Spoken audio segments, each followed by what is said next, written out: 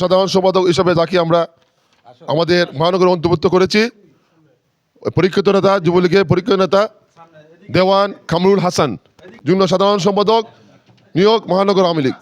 দুঃসময়ে আমাদের খুব পরীক্ষিত দেওয়ান কামরুল হাসান, যিনি দীর্ঘদিন যুবলীগ করেছেন, উনি ছাত্রলীগ করে এসেছেন। আজকে মহানগরে আমরা ওনাকে পেয়ে আসলে আমরা ধন্য। আমরা আশা করি ওনার মেধা দিয়ে, ওনার শ্রম দিয়ে এই মহানগর আওয়ামী লীগকে আরও শক্তিশালী করবেন। আপনাকে ধন্যবাদ, আপনাকে স্বাগত। ধন্যবাদ মহানগর আওয়ামী লীগ এমদাদ চৌধুরী ভাইকে।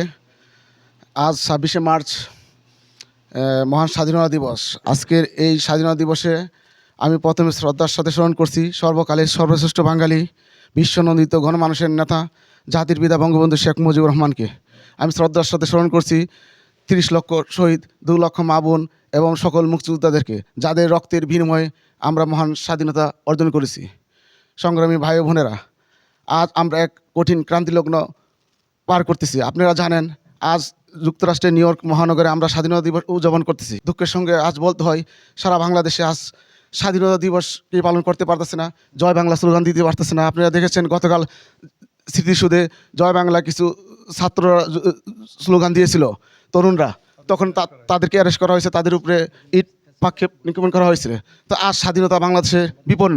54 বছর পরও আজ আমার কাছে মনে হয় যে বাংলাদেশ আজ পরাধীন, স্বাধীনতা নেই।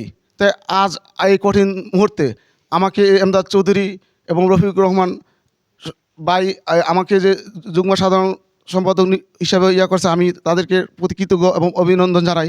এবং আমি কৃতজ্ঞতা জানাই মহানগর আওয়ামী লীগের সকল নেতাকর্মী সমর্থককে। আমি কৃতজ্ঞতা জানাই সাইকুল ভাইকে, চঞ্চল ভাই, রাজু ভাই এবং সকল নেতাকর্মী যারা আছে সবাইকে।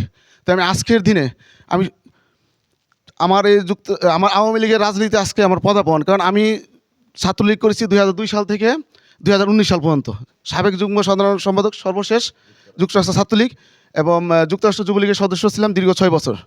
তো আজ আমার আওয়ামী লীগের রাজনীতি আজকে অভিষেক। তো অভিষেক দিনে আমি কৃতজ্ঞতা জানাচ্ছি মহান সৃষ্টিকর্তা রাব্বুল আলামিন, যিনি সৃষ্টি করেছেন নবমণ্ডল এবং ভূমণ্ডলকে।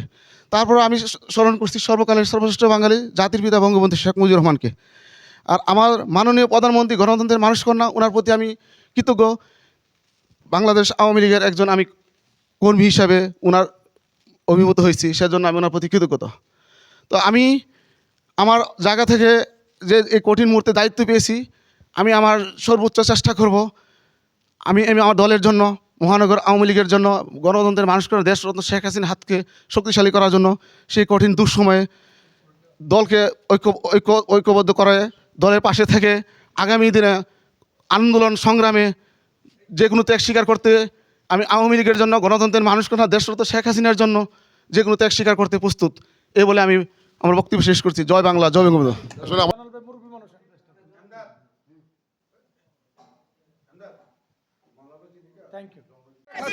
এক নেত্রী জয় বাংলা।